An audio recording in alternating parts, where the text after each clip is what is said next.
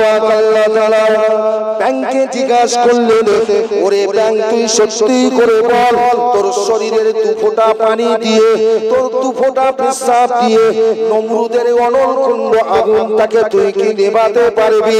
তোর এই দু ফোঁটা পানি থেকে আগুন নিভবে? ওই সময় ব্যাং কি বলেছিল, ও মাহমুদ আমি জানা সত্ত্বেও দু ফোঁটা পেশাব এই জন্য করে দিয়েছি, আমার মনের ইচ্ছা আমি যদি ওই বিশাল অনলকুণ্ড আগুনটাকে ইব্রাহিমকে উপকার করতে পারি, আমার মনের ইচ্ছা, আমার মনের আশা, এটাই আমার কামনা। আল্লাহ ওই সময় বলে, ব্যাং তোর মনের ইচ্ছাটা আমি আল্লাহ পূরণ করে দিলাম।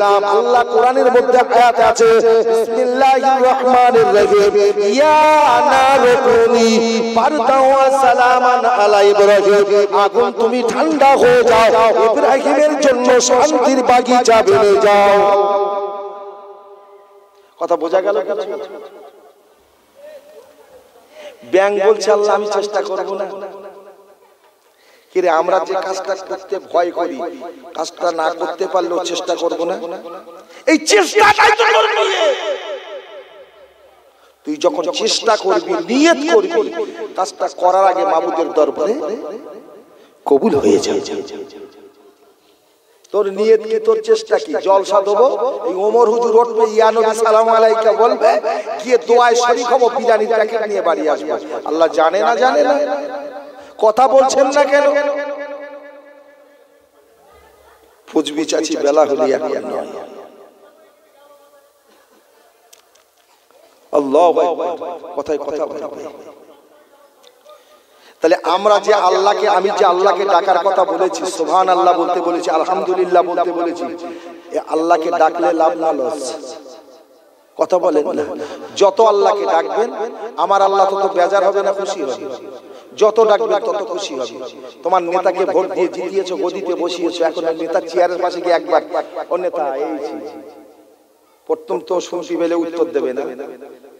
নাম যদি জানো, তোমার ছোট যদি হয়, তুমি বলবে এই আমি নেতা হয়ে গেলে তার নাম বলে যায় না, কি কি তখন বাবু বাবু করতে হয়।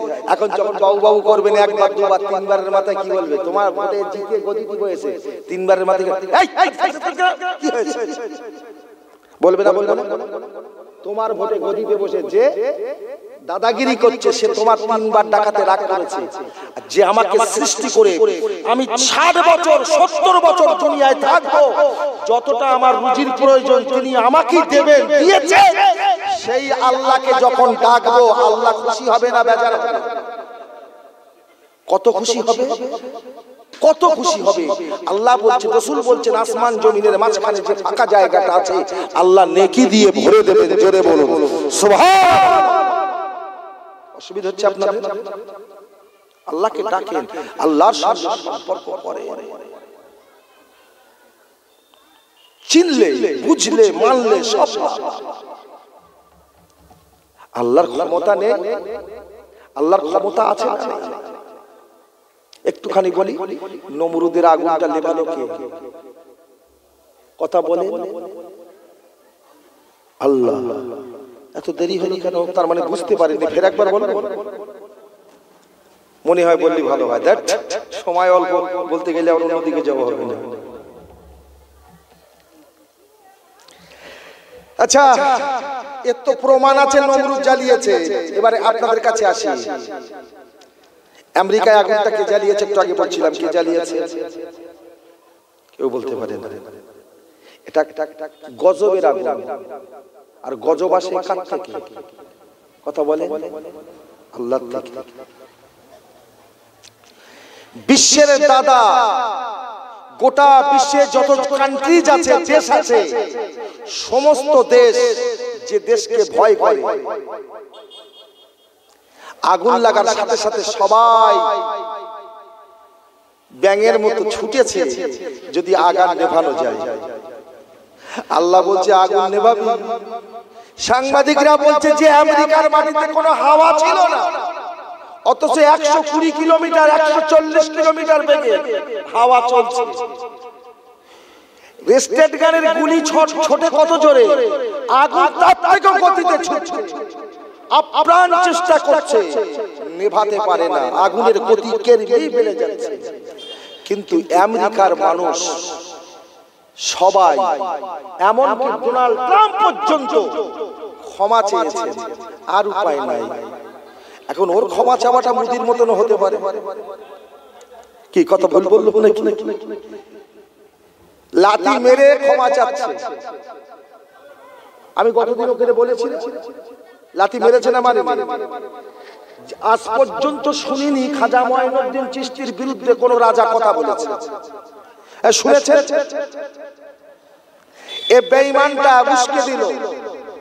খাজা মঈনুদ্দিনের মাজারের নিচে মহাদেবের মন্দির ছিল।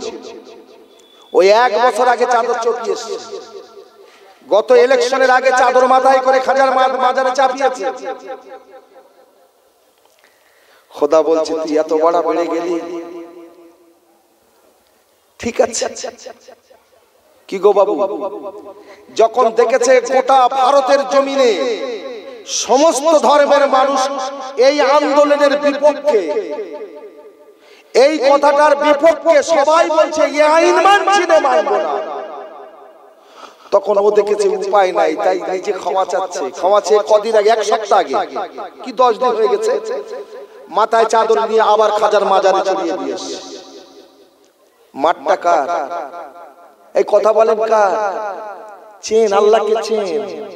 আল্লাহ কোরআনে চ্যালেঞ্জ দিয়েছেন, ওয়াদা করেছেন, ওয়াকানা হাক্কান আলাইনা নাসরুল মুমিনিন। আল্লাহ বলছে মুমিনদের জন্য সাহায্য করা আমার জন্য হক, আমার জন্য ওয়াজিব। জোরে বলুন সুবহানাল্লাহ। এ কাজ সাহায্য করবে? কাদের সাহায্য করবে? কাদের? মুমিনদের। এবার তোমার বিবেককে জিজ্ঞেস করো, স্কুলের খাতায় নাম আছে কি? থাকলে মানে জন্ম সার্টিফিকেট পাবে, আর যদি না থাকে কি রে? স্কুলের আশেপাশে ঘুরবো, স্কুলে গিয়ে হেডমাস্টারের কাছে খাতায় নাম তুলবো না, ক্লাস করবো না। এখন যদি স্কুলে না যাই, খাতায় যদি নাম তুলি, স্কুলের আশপাশে ঘুরে ঘুরে বাড়ি আসি, বোঝানোর জন্য বলছি। কিন্তু আমার ওয়াজের, আমি যে পরিবেশ নিয়ে একটা ওয়াজ করবো, সেই পরিবেশটা এখন তৈরি হয়নি। আর আমার সময় শেষ হবে, পরিবেশ মানে পরিবেশটাও তৈরি হবে না। কারণ এখন ও তো স্কুলে ভর্তি হয়নি, শুধু গেছে। আর ওর বাবা মাও জানে যে আমার ছেলে রোজ স্কুলে যায় আর আসে। কিন্তু ছেলের যখন সার্টিফিকেটের দরকার হয়েছে, স্কুলে গিয়ে হেডমাস্টারে বলছে আমার ছেলের সার্টিফিকেটটা দেন, তখন হেডমাস্টার খাতা খুলে বলছে তোমার ছেলের নামই নেই, তোমার ছেলে স্কুলে আসেই নেই। আমার কথা বুঝতে পারছেন কিছু? মোমেনের খাতায় নাম তোল, মোমেনের খাতায় নাম না তুলে মোমেনের পাশে ঘুরে বেড়াস না। আমার কথা বোঝা যাচ্ছে কিছু? আমি আহম্মদ মাইকে উঠছি, আসার পথে আমার পিছনে 4টে ছেলে তাকবীর দিচ্ছে, নারায়ে তাকবীর আল্লাহু আকবার। ও মোমেনের পাশে না, মোমেনের সাইডে। ও তো নামাজ পড়ে না, রোজা করে না, শরিয়ত জানে না, হারাম হালাল ফরজ করে না। আমার কথা বোঝা যাচ্ছে কিছু? ওই স্কুলে ভর্তি হয়নি, সাইডে ঘুরছে। ও যদি স্কুলে ভর্তি হতো, একটুখানি শোনেন, স্কুলে ভর্তি হলে কি লাভ? সার্টিফিকেট পাবে। ডোনাল্ড ট্রাম্প ক্ষমা চেয়েছে, সবাই ক্ষমা চেয়েছে। কেন চেয়েছে জানেন? আল্লাহর শক্তি যে অসীম, ওরা তা বাস্তবে চোখে দেখেছে।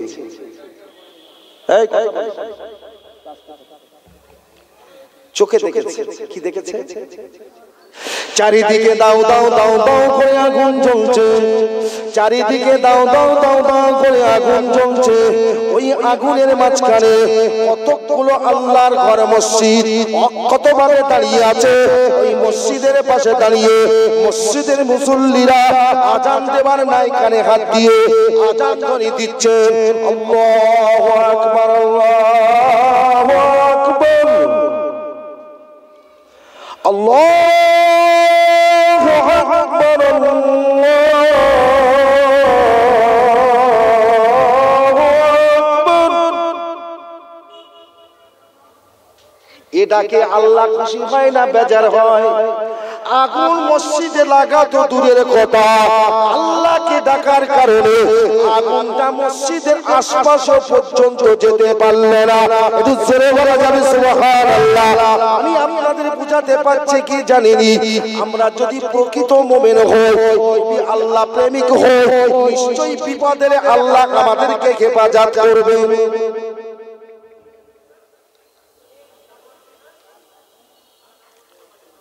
মাঠে না কাজ করে যদি গোলাম যদি মালিকের কাছে মজুরি নিতে যায়, কাজ না করে যদি মজুরি নিতে যায়, দেবে? কথা বলছেন না কেন? জীবনেও দেবে না। আমিরুল মুমিনিন হযরত ওমর রাদিয়াল্লাহু তাআলা আনহু 1 তারিখে হযরত ওমর দেখে রাস্তার উপরে একটা যুবতী মেয়ে দাঁড়িয়ে আছে, একটা যুবকের অপেক্ষায়। যুবকটা যখন গেল, যুবতীটা ছুটে এসে যুবকটাকে জড়িয়ে ধরে বলেছিল, ওরে যুবক রে, দীর্ঘদিনের আশা ছিল আমার তোর সঙ্গে প্রেম করব, প্রেম নিবেদন করব, তুই কেন আমার থেকে দূরে সরে থাকিস? আমার সঙ্গে প্রেম কর।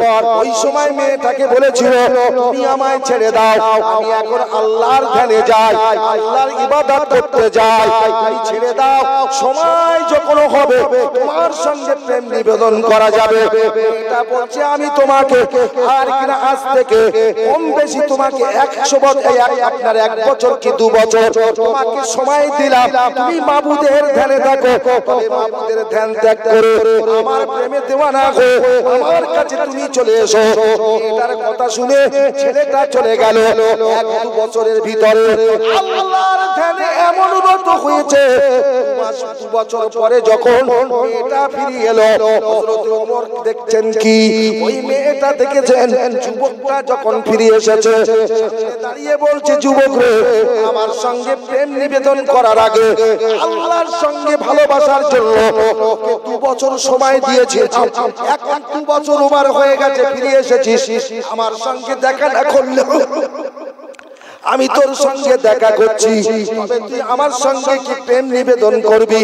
ওই সময় ছেলেটা বলেছিল, যুবকটা বলেছিল, ওরে মহিলা রে, ওরে যুবতী রে, শোন শোন, আমার মাবুদের ধ্যান করার জন্য, আমার মাবুদের ইবাদত করার জন্য তুই আমার 2 বছর সময় দিয়েছিলি, শুনে নে, 2 বছরের ভিতরে আমার আল্লাহর সঙ্গে এমন কারো সম্পর্ক আমার হয়ে গেছে, আসার পথে মনে হচ্ছে তোকে যে ভালোবাসবো, এর ভিতরে তোর ভালোবাসা রাখার আর জায়গা নাই। এখানে যে 2 বছরের ভিতরে আমার মাবুদকে ভালোবেসে জায়গা দিয়ে ফেলেছি। জোরে বলবেন না সুবহানাল্লাহ। মেয়েটা যুবতীকে বলছে, তোকে আমি বিরাট ভালোবাসি। বুঝতে অসুবিধা হচ্ছে নাকি আপনাদের? ছেলেটা বলছে, আমি এখন আল্লাহর ধ্যানে। তো বলছে, তো 2 বছর সময় দিলে চলে যা। 2 বছর পরে এসে আবার আমার সঙ্গে দেখা করবে। 2 বছর পরে ফিরে এসে ছেলেটা কিন্তু ওর সঙ্গে দেখা করে না, যদিও একদিন দেখা হলো, ধরে বলছে, কি ব্যাপার, ভুলে গেলি? তো বলছে, শোন, তুই যে কথা বলছিস এই কথাটা কি করে মানি? এই 2 বছরে যে আমি আল্লাহর সঙ্গে ভালোবাসা করে আমার ভিতরে যে ভালোবাসা তৈরি করেছি, আমার আল্লাহকে ভালোবাসার জায়গা দিয়েছি, তোকে ভালোবাসতে গেলে তো ভালোবাসার জায়গা দিতে হবে, এই জায়গায় আর তোর ভালোবাসা রাখার জায়গা নেই। জোরে বলুন সুবহানাল্লাহ। আর আপনি 60 বছর মসজিদে যাচ্ছেন, এখন আপনার ভালোবাসার পরিচয়টা মানুষকে দেখাতে পারবেন না। কি ভুল বলছি নাকি? এখন নামাজি থেকেও গাল দেয়, মাওলানা থেকেও গাল দেয়, হাজী সাহেব থেকেও গাল দেয়। কি কথা ভুল বলছি? আরে হাজী, তুই হজ করে এলি, সাধারণ মানুষ তোকে গাল দেবে কেন? তুই মাওলানা সাহেব তোকে গাল দেবে কেন? তুই একজন পাক্কা নামাজি, তোকে থেকে গাল দেবে কেন? তোমার ব্যবহারটা ভালো নয় বলেই তো গাল দেয়। কি ভুল বলছি নাকি? বৃক্ষ তোমার নাম কি? কিসে পরিচয়? ফলে পরিচয়। ন্যাংড়া গাছের আটি বসিয়ে যদি হিমসাগর খাবার আশা করো, জীবনও হবে না।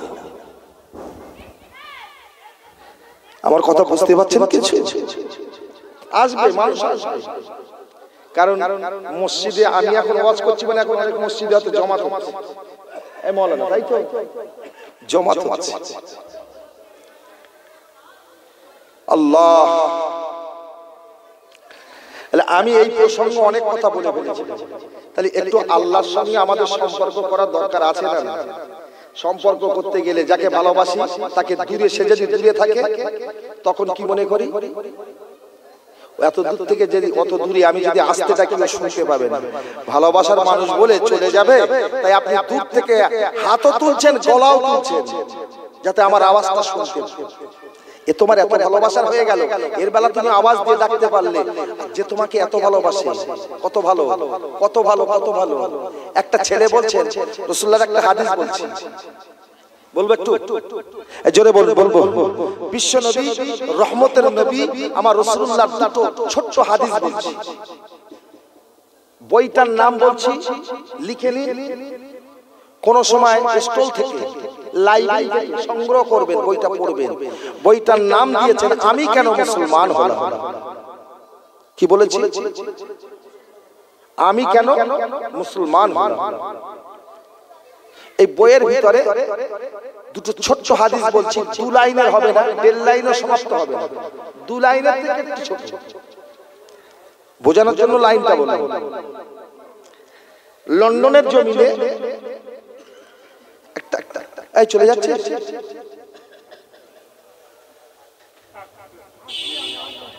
কখন আসবে? বসতি বসতি আমার কাছে তো তাবিজ দিবি, কি করবো ভাই? যে ও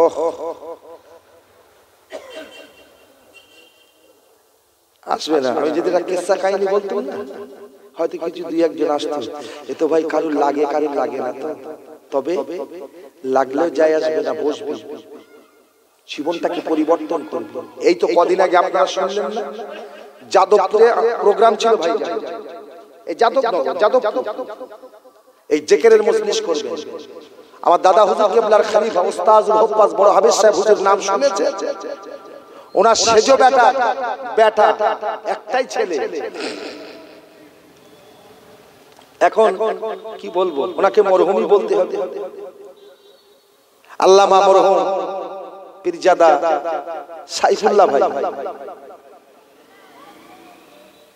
কি রে, পীরেরা ওলা ছাড়েনি, আমার ছাড়বে বলে মনে হয়? একটু গায়ে লাগিয়ে এলে লাভ হবে।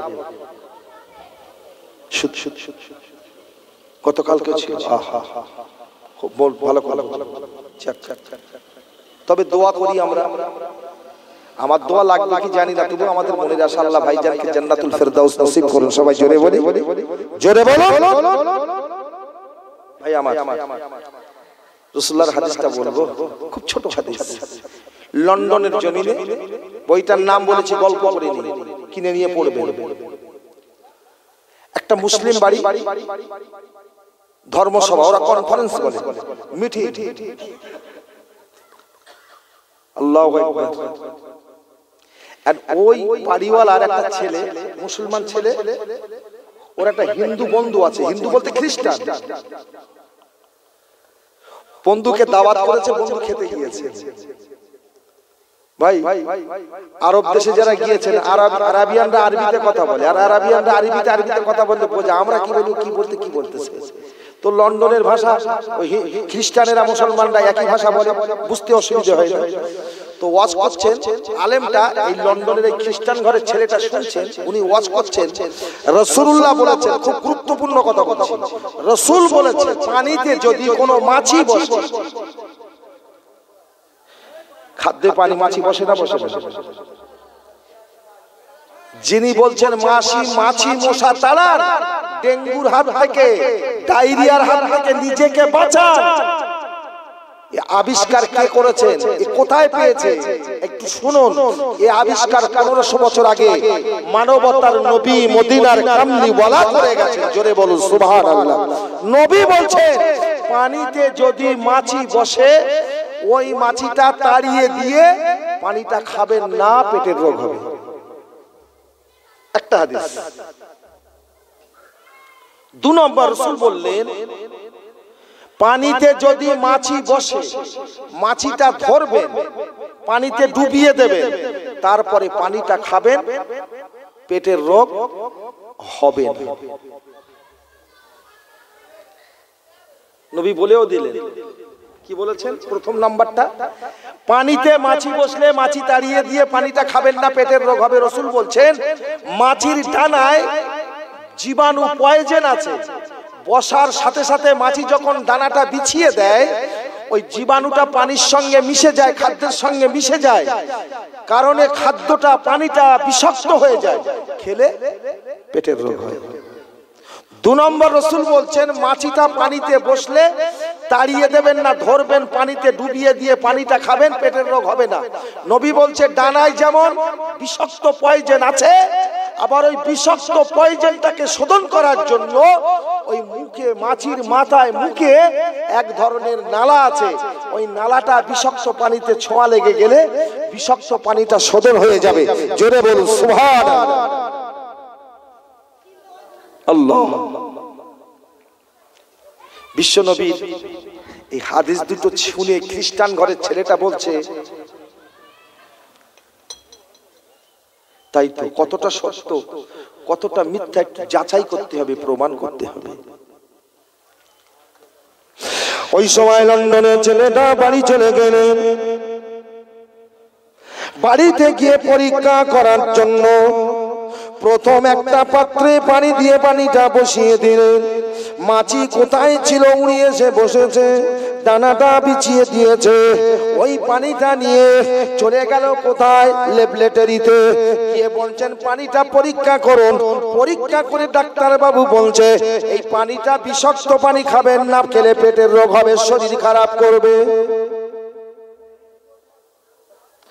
2 নম্বর ছেলেটা বাড়ি এসেছে, দ্বিতীয় দিন পানি বসিয়েছে, ওই পানিটায় মাছি বসেছে, মাছিটা ধরলেন, পানিতে ডুবিয়ে দিলেন, পানিটা পরীক্ষা করার জন্য নিয়ে গেলেন, ডাক্তার বাবু রিপোর্ট দিলেন ওই পানিটা শোধন পানি, খাবেন, পেটের রোগ হবে না। ছেলেটা ওই মুহূর্তে ঘরে না এসে চলে গেল ওই আলেম সাহেবের কাছে। রাসূলুল্লাহর এই হাদিস দুটো আজকে আমার কাছে জ্বলন্ত প্রমাণ হয়েছে। ও আলেম, যদি এই রাসূলুল্লাহর মুখশ্রিত বাণী হাদিস এই দুটো যদি সত্য হয়, নিশ্চিত মুহাম্মদুর রাসূলুল্লাহ যে কলেমার দাওয়াত দিয়েছে কলেমাটাও সত্য। আপনি আমাকে পড়িয়ে দিন, আমি মুসলমান হয়ে যাব।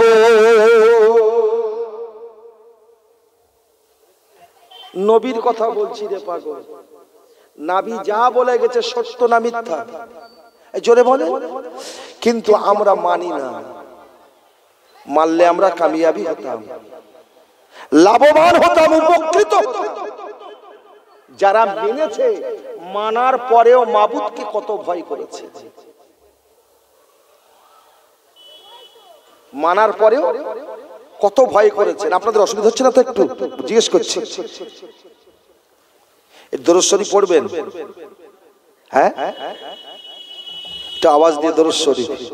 আল্লাহুম্মা, এই সাউন্ডটা চেপে গেল কেন? আমার গলা টানছে তো।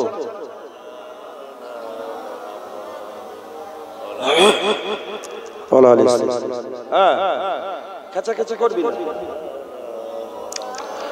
আল্লাহুম্মা, জোরে জোরে জোরে জোরে।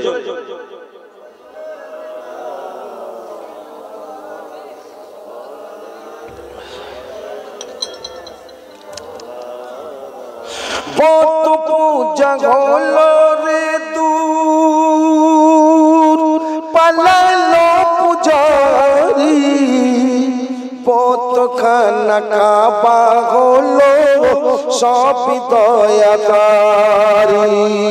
আল্লাহুম্মা সাল্লি আলা,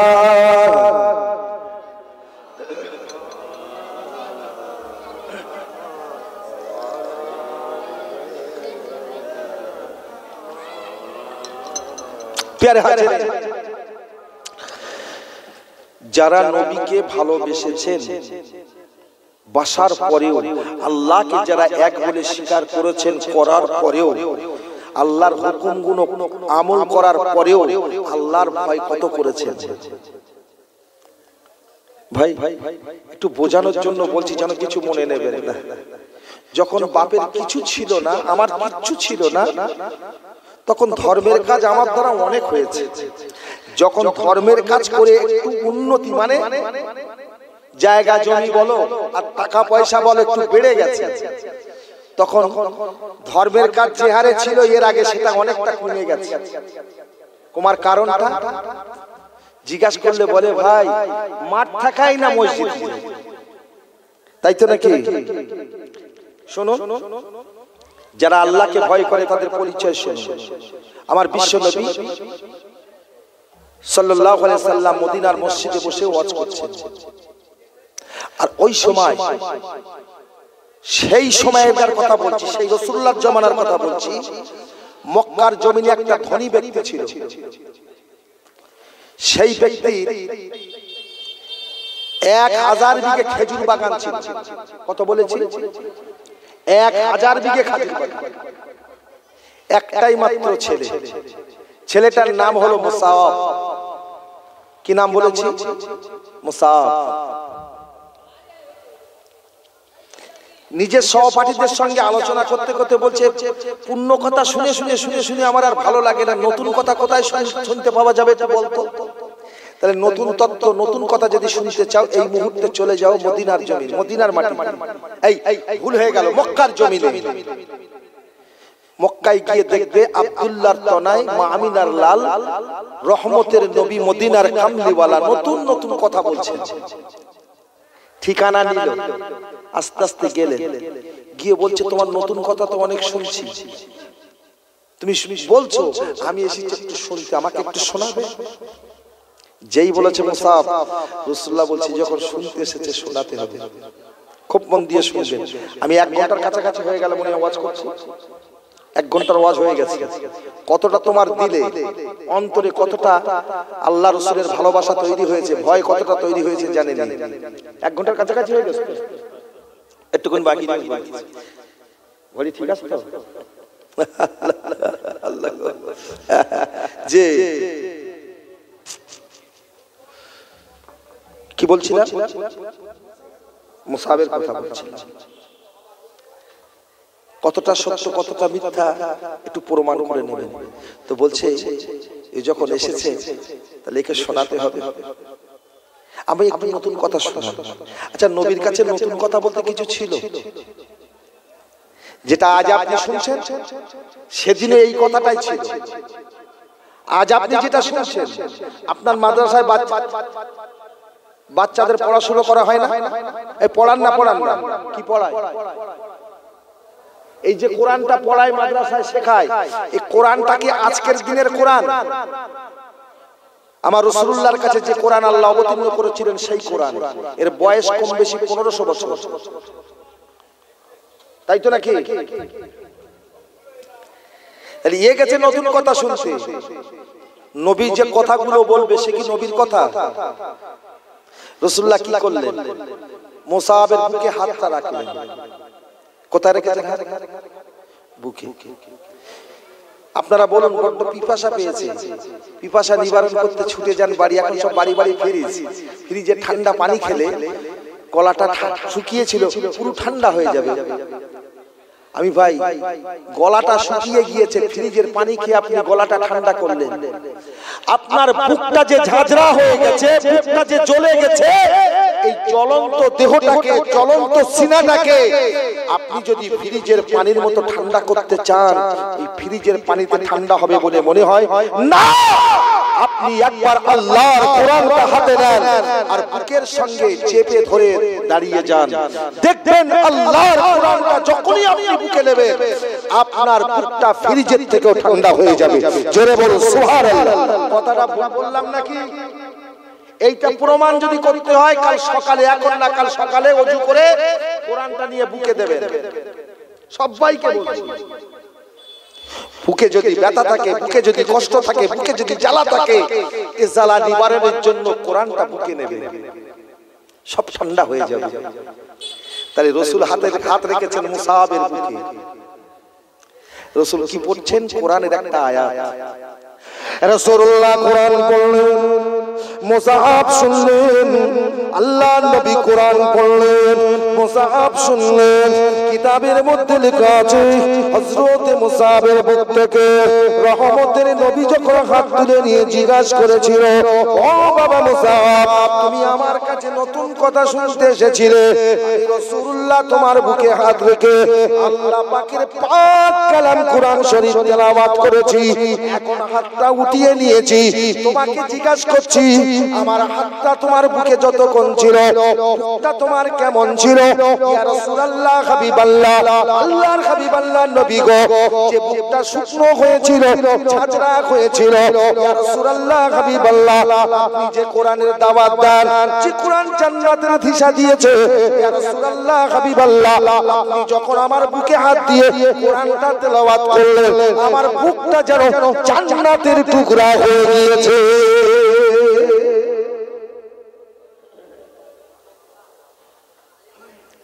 কিরে, যে একবার ফুসকার স্বাদ পেয়েছে, ফুসকা দেখলি সে খেতে যাবে না? যাবে না?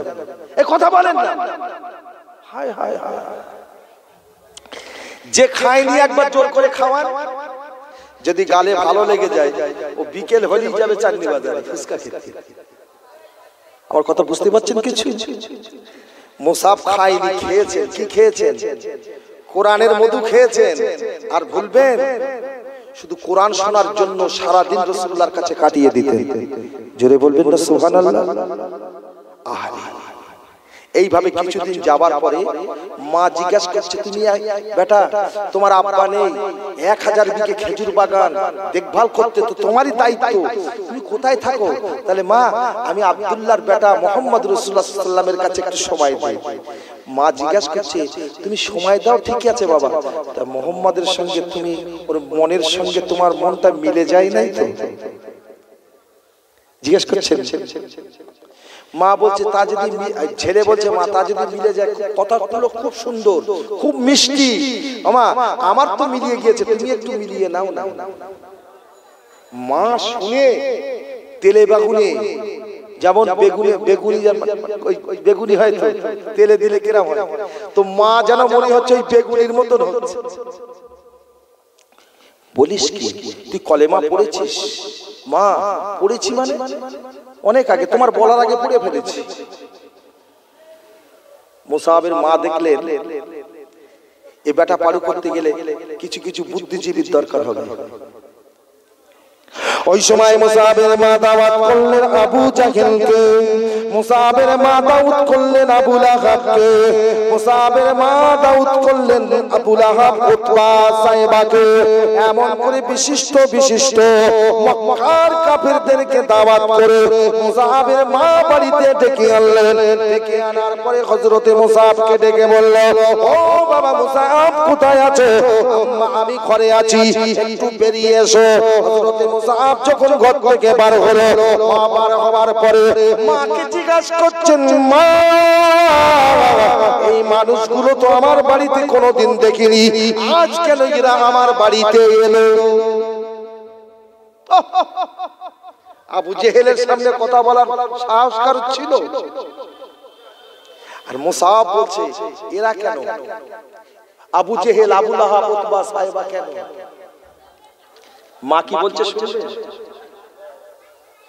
মা ছেলেদেরকে সৎ যুক্তি দেয় না অসৎ যুক্তি দেয়? সেদিনে অসৎ যুক্তি দিচ্ছেন মা। ও বাবা মুসাব, তোরা আব্বা নাই, এই অর্থ সম্পদের মালিক তুই, আমি জানি তুই সব কিছু দেখভাল করবি, কিন্তু শুনলাম তুই নাকি সব কিছু পরিত্যাগ করে মুহাম্মাদের প্রেমে দেওয়ানা হয়ে গেছিস। তোকে আমি আমার পথে আনার জন্য বাপ দাদা 14 পুরুষের ধর্ম ছেড়ে অন্য ধর্মে তুমি চলে গিয়েছো, আমাদের ধর্মে তোমাকে আবার রাখার জন্য, এদেরকে বোঝানোর জন্য ডেকে এনেছি, এরা আমার জন্য তোমাকে বুঝদান করবে। ওই সময় বলেছিল, মা তোমার বেটা মুসাব যেটা বুঝেছে এর উপরে তুমি ওকে বোঝাতে চেয়ে না। তোমার বেটা কোনোদিন ওই আবু জেহেল, আবু লাহাব, উতবা, সাইবার মতো মানুষের কথা শুনে রূপ পরিবর্তন করতে পারবে না।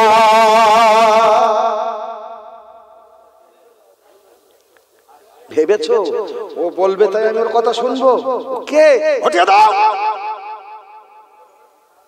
আমি যে রুটের প্যাসেঞ্জার হয়েছি ওই রুটই আমার চলছে, পরিবর্তন হবে না। মা সঙ্গে সঙ্গে কর্মচারী দিগকে বললেন, ছেলে আমার পাগল হয়ে গেছে, ছেলে আমার ম্যাড হয়ে গেছে, একে বোঝানো অসম্ভব। তোমরা একটা কাজ করো, হাতে পায়ে দড়ি দিয়ে, হাতে পায়ে জিঞ্জির দিয়ে ঘরের ভিতরে আটক করো, ঘরের ভিতরে আটকে ফেলো, যেন আর বাইরে বেরিয়ে মুহাম্মদুর রাসূলুল্লাহ সাল্লাল্লাহু আলাইহি ওয়াসাল্লামের কাছে যেতে না পারে। হযরত মুসাআবকে ঘরের ভিতরে জিঞ্জির দিয়ে বেঁধে আটকে ফেলে দিলেন। আটকে দেওয়ার পরে মুসাআব চোখের পানি ছেড়ে দিয়ে কাঁদে, ইলাহি তোমাকে আল্লাহ বলে ডেকেছি, নবীকে নবী বলে স্বীকার করেছি, আমার মা অপদার্থ অপায়া না জেনে না বুঝে লোক দিয়ে আমাকে আটকে ফেলে দিয়েছে। আমার মন মানে না কখন যাব রহমতের নবীর কাছে। রাত আসে, মাস চলে যায়, বেশি 6 থেকে 7 মাস পেরিয়ে গেল। একদিন মা জানালার ফাঁসা দিয়ে দেখছে বেটার পাগুলো বেঁধে রাখার কারণে, বেটার হাতগুলো বেঁধে রাখার কারণে ফুলে গেছে, খিসুর লেগে লেগে রক্ত বার হচ্ছে। মা থেকে সহ্য না করতে পেরে সঙ্গে সঙ্গে বললেন সাথীদেরকে, ও আমার কর্মচারীরা, আমার বেটার অপরাধটাকে না মানতে পেরে ওকে আমি ঘরে এঁটকে দেখে বলেছিলাম, তোমরা হাতে পায়ে জিঞ্জির দিয়ে বেঁধে রেখে দিয়েছো বটে, আজকে আমি মা সহ্য করতে পারিনি, ওর কষ্ট দেখে তাই তোমাদেরকে বলছি ওর হাতের আর পায়ের বাঁধন খুলে দাও। হাতের পায়ের বাঁধন যখন খুলে দিল, সব অপেক্ষা করছে কখন সুযোগ পাবো রাসূলুল্লাহর কাছে যাব।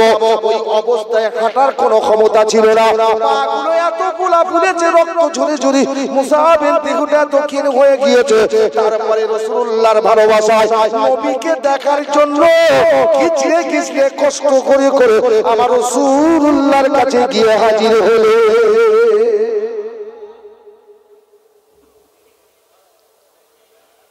একটু কিছু হলে চাচা এক সপ্তাহ মসজিদে দেখা যায়, চাচা আসো না কেন, ও কার বলুন না, মাজায় লেগেছে তো, তা বাড়ি হচ্ছে তো, তাহলে হ্যাট উঁচু হতে পারে, তো হবে কি করে? আমার কথা বুঝতে পারছেন কিছু? মুসাআবের ঈমানটা দেখ। হযরত মুসাআব কি করলেন? রাসূলুল্লাহর কাছে গেলেন, নবী বলছেন, বাবা মুসাআব, এই মুহূর্তে তোমাকে যদি নিরাপদে থাকতে হয়, এখানে থাকলে তুমি নিরাপদে থাকতে পারবে না। এই আমার সাহাবারা সব ইয়ামান দেশে চলে যাচ্ছে, ওদের সঙ্গে তুমি চলে যাও। কোথায়? ইয়ামান। যে মুসাআবের কথা বলছে, ওই মুসাআব ইয়ামানের জুতো পরতো, তুর্কিদের জামা গায়ে দিত। সব বিশ্বের সবচেয়ে রেকর্ড করা জুতোর দাম ইয়ামান দেশের জুতো, আর তুর্কিস্তানের কাপড়ের সবচেয়ে বিশ্বের রেকর্ড করা সবচেয়ে বেশি দাম। 1000 বিঘে খাজুর বাগান, সে কেমন হতে পারে? কিন্তু রাসূলুল্লাহর কথা শুনে যে অবস্থায় ছিল সেই অবস্থায় ইয়ামান দেশে চলে গেলেন।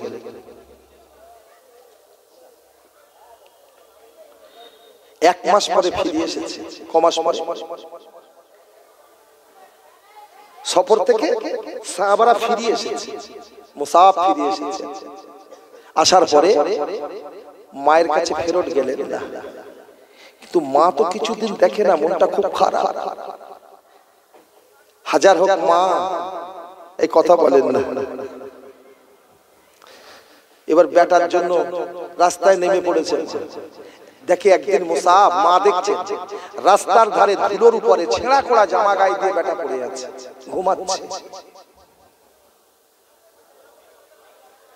ওগুলো কমিটি ছেলে গেটের মুখে সব দাঁড়িয়ে আছে, সরে যা সরে যা সরে যা, আর যদি ভিতরে আসিস তো, যদি না আসিস গেট ছাড়।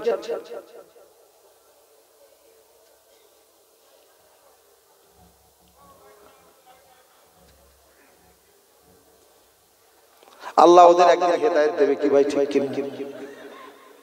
আপনাদের মধ্যে যখন এরকম বয়স পায় তখন ওরা এসে বসবে। এখন ওদের গায়ে তেজ আছে, রক্ত আছে, কি ঠিক কি না? আপনাদের অসুবিধা হচ্ছে নাকি ভাই? জোরে তাকবীর দেন, নারায়ে তাকবীর, জোরে দেন নারায়ে তাকবীর। মা গিয়ে মায়ের পাশে, বেটার পাশে দাঁড়াবে, গায়ে হাত বোলাচ্ছে। মা তো মুসাব চোখ মেলে দেখলেন, মা, হ্যাঁ বেটা, মা কি আফসোস করছে দেখো। ও আমার কলেজার টুকরা মুসাব, 1000 বিঘে খেজুরের বাগান যা, ইয়ামান দেশের জুতা, তুর্কির জামা পরে যে অহংকারে মত্ত হয়ে থাকে, আমি আজকে দেখি সেই আমার কলেজার টুকরা বেটার গায়ে ছেঁড়া একটা টুকরা টুকরা জামা, এত কালো এত ময়লা। আবার দেখছি দেহটা, যে দেহটা কোনোদিন মাটি স্পর্শ করে নাই, আরামের খাটে আরামের তাকিয়ায় আরাম করেছে, আজকে ছেঁড়া আর কিনা কাদা ধুলি মাখা জামা নিয়ে তুমি এই ধুলোর উপরে পড়ে আছো। বাবা চলো চলো বাবা, তোমার জন্য যে দামি তোষক আছে, তোমার জন্য দামি আর কিনা জামা কাপড় আছে। ওই সময় ইয়ামান দেশে আর কিনা মাকে বলেছিল, বলে মা, এতদিন তুমি আমাকে তুর্কির জুতো পরিয়েছো, ইয়ামান দেশের জুতো পরিয়েছো, তুর্কির জামা গায়ে পরিয়েছো।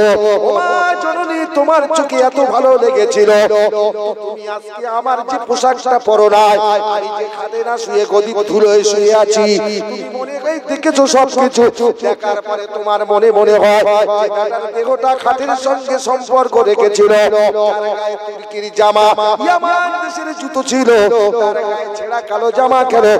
তোমার চোখে যেটা তুমি দেখছো, দেখো না দেখো না, আমি আজ থেকে ওয়াদা করলাম তোমার ওই সুন্দর খাট পালঙ্গের উপরে জীবনে আর পেট রাখবো না। বলে বেটা বলো কি? বলে হ্যাঁ মা, আমি তুর্কির জামার গায়ে দেব না, ইয়ামান দেশের জুতো আর পরবো না। বলে বেটা কারণটা কি?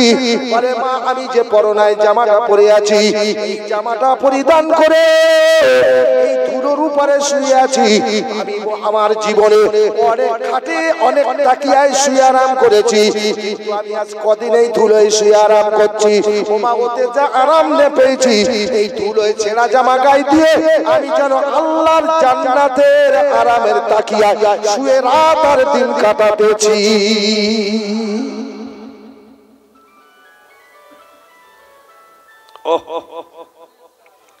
তো আরামে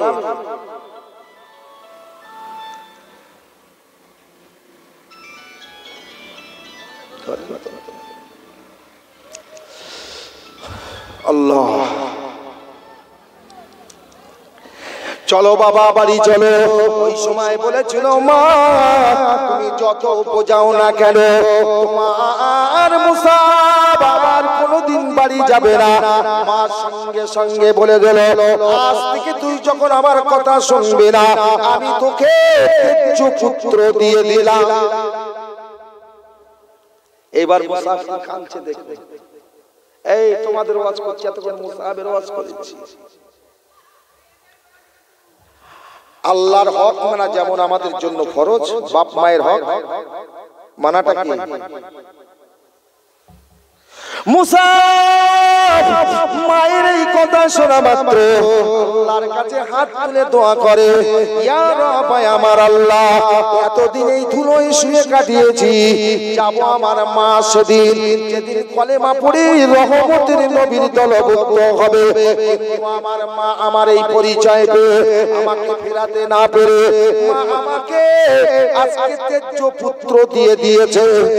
আমি এতদিন যে মায়ের জন্য কোথাও যেতে পারিনি, একটাই কারণ, মায়ের হক আদায় করতে হবে সন্তানের। আমি যদি হক না আদায় করে আমার রাসূলুল্লাহর সঙ্গী হয়ে কোথাও চলে যায়, মায়ের হক আদায় না করার কারণে কিয়ামতের দিন যদি আল্লাহ আমাকে প্রশ্ন করে, বাবার হক আদায় করুনি কেন, আমি জবাবদিহি করতে পারবো না। তাই আমি কোনোদিন এই দেশ থেকে আমার নবীর সঙ্গে যাইনি, কিন্তু আমার মা আমার নবীর সঙ্গে যাওয়ার সুযোগ করে দিয়েছে, আমাকে তেজ্য পুত্র করে দিয়েছে, মানে আমার থেকে মা অনেক আলাদা হয়ে গিয়েছে। আজ যদি আমি আমার রাসূলের পাগল হয়ে রাসূলের দেওয়ানা হয়ে নবী যেখানে আছে সেখানে যদি যাই, আমার মার এই আর কিনা খেদমত করিনের জন্য তোমার কাছে যে ওই বিয়ার তলব করতে হবে না, আমি রেহাই পেয়ে গেছি। মুসাব চোখের পানি ছেড়ে দিয়ে মক্কার জমিনে কাবা শরীফের পাশে গিয়ে একজনকে জিজ্ঞাসা করছে আমার রহমতের নবী কোথায়? ও মুসাব, তুমি কি জানো না আমার বিশ্ব নবী মক্কার জমিন থেকে মদিনার জমিনে হিজরত করেছে?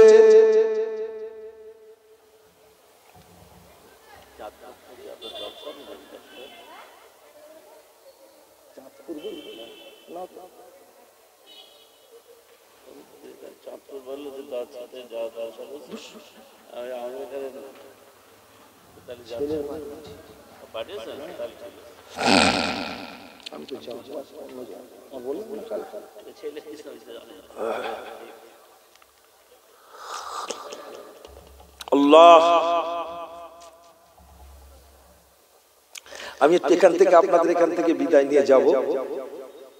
আজকে আমার আরেকটা প্রোগ্রাম ছিল, সেখানে বেটাকে পাঠিয়েছি, ওদের বলেও দিয়েছি যে জানে না ফোন করেছে, সে জানে না বলে ফোনটা করেছে।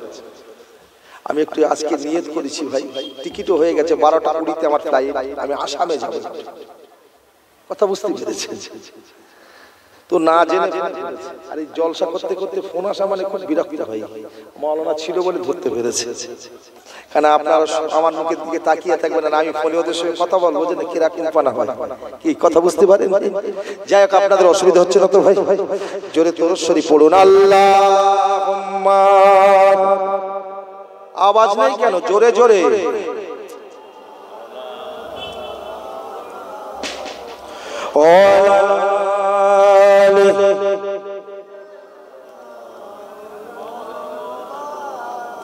আচ্ছা, যে নবীর শানে আপনারা দরুদ শরীফ পড়ছেন, আপনাদের বলতে হয় প্রত্যেক জলসায় জোরে পড়ো জোরে পড়ো। আচ্ছা ভাই, আমার নবী কি আমাদের চেনে না?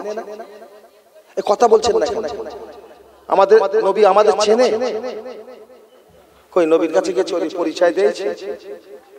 কথা বলছেন না কেন? আপনারা কেউ গিয়েছেন নবীর কাছে বলে এসেছেন যে আমি সেই আপনার অমুক উম্মত? নবীর পরিচয় দেওয়া আমাদের দরকার হবে না। আমরা যদি নবীর পরিচয় দেই, সেই পরিচয় নবীর সঙ্গে আমাদের পরিচয় হবে। জোরে বলো সুবহানাল্লাহ। আর পরিচয়ের এক নম্বর শিরোনামে হচ্ছে দরুদ শরীফ। আচ্ছা থাক থাক। এই বাবু